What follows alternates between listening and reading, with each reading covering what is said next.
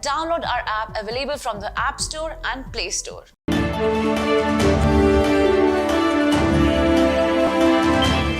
Hello and welcome to Medical Dialogues, your daily dose of health and medical news. I am Dr. Nandita Mohan. Let's look at today's daily bulletin.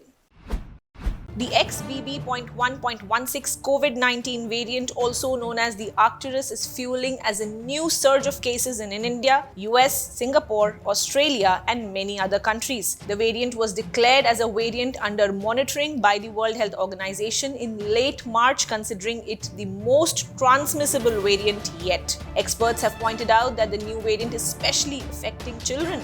Symptoms include pink or sticky conjunctivitis eyes, headache, sore throat, and blocked nose. Among adults, nasal discharge, sore throat, loss of smell, severe bronchitis, and cough have also been observed. Amid the rising COVID-19 cases in the country, active cases stand at 49,622, which is 0.11% of all the cases reported since the start of the pandemic, as per the Union Health Ministry Bulletin. The Prime Minister Shri Narendra Modi dedicated AIIMS, Guwahati and 3 other medical colleges to the nation. With these new medical institutes, 400 MBBS seats have been added to the state's seat matrix, taking the total to around 1,500 seats. The Prime Minister laid the foundation stone and dedicated to the nation various projects worth more than Rs 3,400 crores in Guwahati, Assam today. He also laid the foundation stone of Assam Advanced Healthcare Innovation Institute and launched the Aapke Dwar Ayushman campaign by distributing Ayushman Bharat Pradhan Mantri Jan Arogya Yojana cards to eligible beneficiaries. Asking if NEET candidates with less than benchmark disability should be allowed to get admitted in the MBBS course against the unfilled seats reserved for persons with disabilities, the Delhi High Court on Thursday has sought a detailed and exhaustive reply from the centre. The Delhi High Court bench, headed by Chief Justice Satish Chandra Sharma, stated that the plea raised an important issue and granted 6 weeks to the central government to furnish its stand on the matter.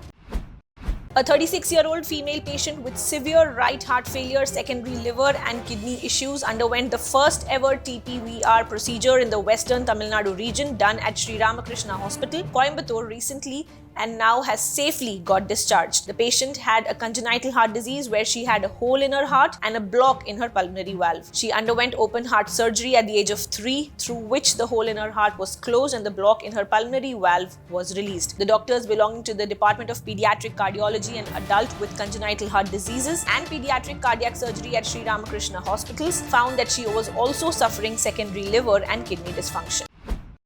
Women working in healthcare who are regularly exposed to radiation from X-rays and other imaging procedures need better ionizing radiation protection to help minimize their risk of developing breast cancer, argue the doctors in the PMJ. Personal protective equipment or PPE such as lead gowns are used to shield the body from harmful radiation during these procedures. But studies have shown that current radiation PPE provides inadequate protection to breast tissue as it leaves the area close to the armpit, known as the upper outer quadrant and axilla, the most common site of breast cancer, exposed.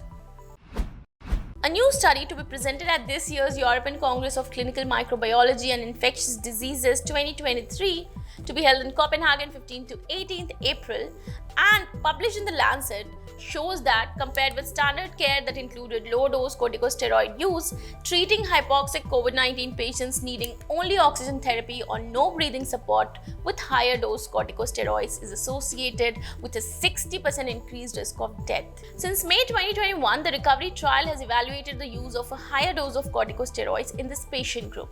However, in May 2022, the Independent Data Monitoring Committee advised that this treatment assessment be stopped for those patients receiving oxygen alone or no breathing support. The trial continues to study the effects of high-dose corticosteroids for those needing non-invasive or invasive mechanical ventilation.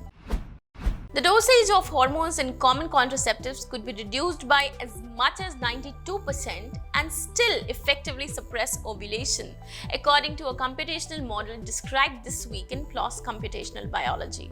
A normal menstrual cycle involves multiple phases which are regulated by the endocrine system and influenced by levels of various hormones.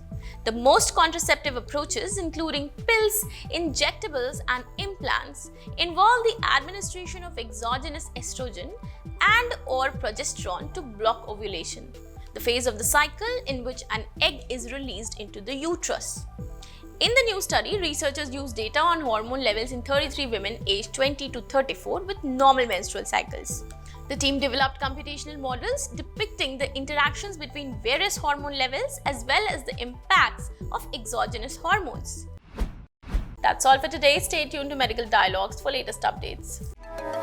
Never miss a medical update from Medical Dialogues. Like, subscribe, and press the bell icon.